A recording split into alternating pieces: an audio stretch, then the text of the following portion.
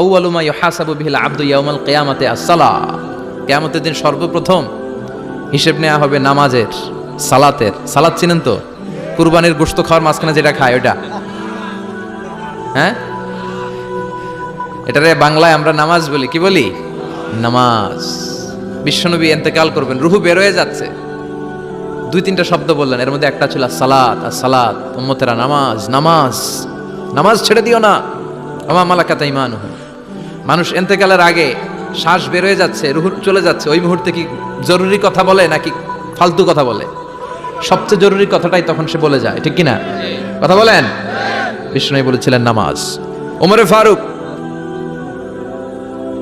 ওনার কাছে আবু লুলু আল মাজুসি, এক অগ্নি উপাসক, এসে বিচার দিল, ইয়া ওমর আল ফারুক, আমার মনিবের নাম হচ্ছে মুগীরা ইবনে শুবা, সে প্রতিদিন 4 দিরহাম করে আমার কাছে চার্জ করে। এত টাকা চার্জ করে কেন? উনি জিজ্ঞেস করলেন, তুমি কি কাম পারো? আমি খঞ্জর বানাইতে পারি। খঞ্জর চিনেন? ছোট্ট ছুরি, আরবরা পকেটে রাখে। ওমানের সুলতান কাবুসের ছবি দেখবেন, এখানে একটা খঞ্জর আছে। আমি খঞ্জর বানাইতে পারি। খঞ্জর বানাতে পারো? মদিনায় তো কেউ বানাতে পারে না, তুমি খঞ্জর বানাইতে পারো? তুমি তো অনেক টাকার মানুষ মিয়া, তোমার মনিব তো অল্প টাকায় চার্জ করছে, এটা দিতেই হবে। আবু লুলু কয়, ওমর তুমি সবার জন্য এত নরম, আমার জন্য গরম, তোমার আমি বুঝাবো। সে বাড়িতে যে একটা খঞ্জর বানালো, মাকবাদাতুহু ফি ওয়াসাতিহি, যে খঞ্জরের হ্যান্ডেল হচ্ছে মাঝখানে, 2 দিকে ধারালো ছুরি, এটা ধার দেয়। আর কয়, ওমর তোরে আমি বুঝাবো। প্রতিদিন ধার দেয়। সাইয়েদনা ওমরে ফারুক মসজিদে নববীর ইমাম, ওয়া কানু ইউসাল্লুনা বিগালাস, তখন ওনারা অন্ধকারে নামাজ পড়তেন আউয়াল ওয়াক্তে। আমরা তো দেরি করে পড়ি, সুন্নাহ অনুযায়ী আগে আগে পড়া ভালো। আপনি মসজিদুল হারামে গেলে দেখবেন যে কত আগে ফজর পড়ে, ফজরের 1-1.5 ঘন্টা পরে সূর্য ওঠে, ঠিক কিনা? তো সে একবার ছদ্মবেশে ফজরের সময় প্রথম কাতারে যে হাজির, আসলে কিন্তু মাজুসি, সূর্যের পূজা করে। খঞ্জরটা নিয়ে এসে দাঁড়ালেন। ওমরে ফারুক ফজরের সময় ঢুকলেন, বললেন আকিমিস সালাহ, একামত দাও। একামত দেয়া হলো। ওমরে ফারুক আল্লাহু আকবার বলে অন্ধকারে ফজরের সালাত শুরু করলেন। প্রথম রাকাত যখন পড়ে ফেললেন, রুকুতে যাবে, ইন দ্য মিন টাইম সে খঞ্জর বের করে ওমরে ফারুককে 3টা স্টেবিং করেছে। একটা নাভিতে মারার সাথে সাথে নাভিটা কেটে গেল, আর একটা এই পাশে পাজরে, আর একটা পেটের মাঝখানে, পেটও কেটে গেল। ওমরে ফারুক বললেন, কাতালানি আল কালব, এক কুকুর আমারে মেরে ফেলেছে। ওমরে ফারুককে পিছনে নিয়ে যাওয়া হলো। আব্দুর রহমান ইবনে আউফকে টেনে ইমামতির জায়গায় নেওয়া হলো। আর সে কাতারের মাঝখান দিয়ে খঞ্জর ঘুরাতে ঘুরাতে আগাতে লাগলো।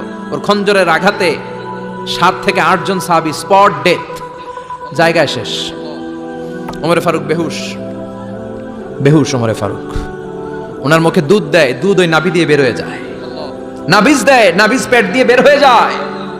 রাষ্ট্রীয় চিকিৎসকরা বুঝতে পারলো উনি আর বাঁচবে না, বেহুশ। সবাই দাঁড়িয়ে আছে। কি হয় আমাদের আমিরুল মুমিনিনের? 10টি বছর তিনি অর্ধ পৃথিবীর শাসন করেছেন, উনার ভয়ে বাঘে মহিষে এক ঘাটে পানি খেত।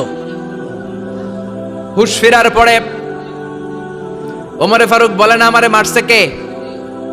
আমার কি অবস্থা, বাঁচবো কিনা? আমার ছেলে আব্দুল্লাহ কোথায়? আব্দুর রহমান কোথায়? আমার বিবিরা কোথায়? কত সম্পদ আমার আছে, কোথায় গেলে ভালো চিকিৎসা পাওয়া যাবে? কিচ্ছু সে বলে না।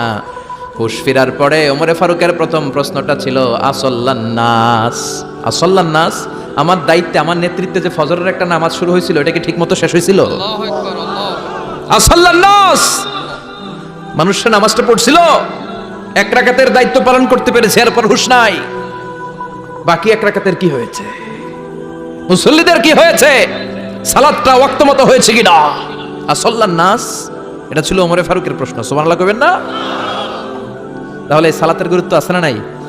সর্বপ্রথম এই সালাতের ব্যাপারে in the day of judgement আমাদেরকে প্রশ্ন করবে কে? সালাতে কায়েম করো, সালাতে কায়েম করো, হবে সম্মানী তুমি, হবে জান্নাতি তুমি, হবে সম্মানী তুমি, হবে জান্নাতি তুমি, দিবে কাল হাসরে শীতল ছায়া হারশে আজিম, রব্বিয়াল আলা রব্বিয়াল আযীম, রব্বিয়াল আলা রব্বিয়াল আযীম। সুবহানাল্লাহ পড়েন। এজন্য নামাজ, এই নামাজ যাতে মিস হয়ে না যায়। সব মিস হতে পারে, নামাজ মিস হতে পারে না। আল্লাহ তুমি বুঝার তৌফিক দান করো। পাপ নাই, গুনাহ করি নাই, এরকম কেউ আছি? কথা বলেন। কত পাপ করছি, কোনো হিসাব আছে? পৃথিবীর কেউ না জানলেও জানে কে? পৃথিবী না জানুক আমি তো জানি, আমি কি পাপ করেছি হায়। আমার পাপের করলে বিচার, বাঁচার আমার নাই উপায়। দয়াময় প্রভু মাফ করো আমায়, মাফ করো আমায়। পড়েন আমিন। আমাদের পাপগুলো ক্ষমা করে কে? চিল্লায় বলেন কে? আল্লাহ ডেকে বলে, গোলাম আমি হলাম গাফিরুয যামব কাবিলুত তাওব। আমার কাজ হলো ক্ষমা করা, আমার কাজ হলো তওবা কবুল করা। শয়তানের কাজ হলো ওয়াসওয়াসা দেওয়া, আমাদেরকে ভুল পথে নিয়ে যাওয়া। আর আমাদের কাজ হলো ভুল করে ফেলা, আল্লাহর কাজ হলো ভুলগুলো মাফ করে দেয়া। আল্লাহ ডেকে বলে, গোলাম তোরা যদি ভুল না করতি, তোরা যদি পাপ না করতি, তোরা যদি অন্যায় না করতি, তোদেরকে ধ্বংস করে দিয়ে এমন একটা জাতি আমি এই দুনিয়ার বুকে তৈরি করতাম যারা সকালবেলা ভুল করে দুপুরে মাফ চাইতো, দুপুরে ভুল করে রাত্রে মাফ চাইতো, আজকে ভুল করে আগামীকাল মাফ চাইতো। আর আমি আল্লাহ গুনাহগুলো তাদের সব ক্ষমা করে দিতাম। ক্ষমা করে দিতে আল্লাহর বড্ড ভালো লাগে। বান্দা আল্লাহর কাছে বারবার চাক, চোখের পানি ছাড়ুক, এটা আল্লাহ পছন্দ করে। চোখের পানির যে কত পাওয়ার আপনি কল্পনাই করতে পারবেন না। অনুশোচনার চোখের পানি চোখ বেয়ে নাকের ডগা পেয়ে জমিনে পড়ার আগেই আল্লাহ এই বান্দারে মাফ করে দেয়। বিশ্বনবী ডেকে বলে, ও আমার উম্মতেরা শোনো, আল্লাহর কাছে দুনিয়ার মানুষদের দুই ফোঁটা পানি সবচেয়ে প্রিয়। এক হলো জিহাদের ময়দানে রক্তের ফোঁটা, দুই হলো অনুতপ্ত বান্দার চোখের পানির ফোঁটা। কত ভুল আপনি করেছেন, কত অন্যায় আপনি করেছেন, কত পাপ আপনার হয়েছে, কত মিথ্যা আপনি বলেছেন, কয় ওয়াক্ত নামাজ ছেড়েছেন, কয় লাখ টাকা ঘুষ খেয়েছেন, কত যৌতুক আপনি খেয়েছেন, কত মিথ্যা আপনি বলেছেন। আপনার পাপ যত বড় হোক, যত বিশাল হোক, যত বেশি হোক, আল্লাহর দয়ার পরিসীমা তার চাইতেও বড়। আপনার পাপ, আপনার অন্যায়, আপনার জুলুমগুলো যদি হয় খালের পানির সমান, বিলের পানির সমান, আল্লাহর দয়া সাগরের পানির সমান। আপনার পাপ যদি হয় সাগরের পানির সমান, আল্লাহর দয়া মহাসাগরের পানির সমান। আপনার পাপ আর অন্যায় যদি হয় পাহাড়ের সমান, আল্লাহর দয়া আকাশের সমান। আপনার পাপ যদি হয় আকাশের সমান, আল্লাহর দয়া আরশের সমান। এজন্য আল্লাহ বললেন, ইয়া আইয়ুহাল্লাযীনা আমানু তুবু ইলাল্লাহি তাওবাতান নাসুহা। ও আমার গোলাম, তুই তোর নিজেরে যত বেশি ভালোবাসিস তার চেয়েও আমি তোরে বেশি ভালোবাসি। তোর বাবা মা তোরে যত বেশি ভালোবাসে তার চেয়েও আমাদেরকে বেশি ভালোবাসে কে? আল্লাহ বললেন, ভালোবাসারে তৈরি করার পরে আমি 100 টুকরা করলাম। চিল্লায় বলেন কয় টুকরা? 99 টুকরা ভালোবাসা আমি আল্লাহ নিজের মধ্যে রেখে দিলাম। 1 টুকরা ভালোবাসা গোটা বিশ্বের সবার মধ্যে আমি ভাগ করে দিলাম। 1 টুকরা ভালোবাসা পেয়ে আমাদের অবস্থা দেখছেন? আল্লাহ যদি 1 টুকরা না দিয়ে আমাকে 30 টুকরা দিত, কথা কোন? 1 টুকরা না দিয়ে 80 টুকরা দিলে কি হইতো? এজন্য আল্লাহ ডেকে বললেন, গোলাম আমি যে তোদের কত ভালোবাসি তোর ধারণা নাই। চোখের পানি ছাড়, গুনার কথা স্মরণ কর, তওবা কর। তওবার মতো তওবা করলে সব গুনাহ মাফ করে দিতে পারে কে? আল্লাহ। বিশ্বনবী বলে, আমার কোনো গুনাহ নাই, তারপরেও প্রতিদিন 70 বারেরও বেশি আমি তওবা করি। আল্লাহে ইন্নী আস্তাগফিরুল্লাহ ওয়া আতুবু ইলাইহি আকসার মিন 70 মাররা। Could you imagine that? কল্পনা করছেন কোনদিন যে নবীর গুনাহ নাই, ওই নবী তওবা পড়ে প্রতিদিন 70 বার, আকসার 70 বারেরও বেশি। আমার পড়া দরকার কয়বার? আপনার পড়া দরকার কয়বার? বিশ্বনবী 70 বারের বেশি বলে আমাদের পড়া দরকার কয়বার? আর আমরা প্রতিদিন পড়ি কয়বার? কথা কন। আমাদের ভুল হবে, ভুল হতে সমস্যা নাই, ভুল হওয়াই মানুষের স্বভাব, কিন্তু ভুল হওয়ার পরে ভুলের উপর অটল থাকা যাবে না। শয়তান আর মানুষের মধ্যে এই মৌলিক পার্থক্য। শয়তান ভুল করে ভুলের উপরই আছে, ঠিক কি না? ক্ষমা চায় নাই, কিন্তু আমরা সকালে ভুল করলে দুপুরে মাপ চাই কার কাছে? 19 সালে ভুল করলে 20 সালে মাপ চাই কার কাছে? মৃত্যুর আগ পর্যন্ত আমরা ক্ষমা চাইলে ক্ষমা করে দিবে কে? সব সময় 24/7 তওবার দরজা খোলা, 2টা সময় ছাড়া। ভালো করে মনে রাখবেন, মুখস্থ ঠোঁটস্থ যেন থাকে। 2টার সময় তওবা কবুল হয় না। চিৎকার করে বলেন কয় সময়? এক হলো বাদাল গারগারা, গারগারানি যখন আসে, মালাকুল মাউত যখন চলে আসে, মালাকুল মাউতরে যখন দেখে ফেলবেন তখন তওবা কবুল হবে নাকি? কথা কন। ফেরাউনের নাম শুনছেন? ওরে যখন আল্লাহ লোহিত সাগরে ডুবাইয়া পানি খাওয়াইতে লাগলো, পানি খাইতে খাইতে পেটটা হয়েছে এত বড়, আর পানি খাইতে পারেন। এরপর হাত তুলে কয় আনামিনাল মুসলিমিন। কোরআনের আয়াত, আনামিনাল। হাত তুলে আমি মুসলমান। ফেরাউন নাই বলে মুসলমান, আমরা যাবো কই? কথা কহ। ফেরাউন হাত তুলে কয় আনামিনাল মুসলিমিন। আল্লাহ কয় টাইম ইজ আপ, দেরি করছস। অনেক সময় দিলাম, অনেক সুস্থ রেখেছি, ক্ষমতা দিয়েছি, দাপট দিয়েছি, তখন যদি ঘাটটা নত করে, মাথাটা নত করে একবার ক্ষমা চাইতি, ফেরাউন তোরেও ক্ষমা করে দিতাম। কিন্তু সময় শেষ হওয়ার পরে আমি মুসলমানদের অন্তর্ভুক্ত বললে কোনো লাভ হবে নাকি? আল্লাহ বলল সময় নাই, সময় শেষ।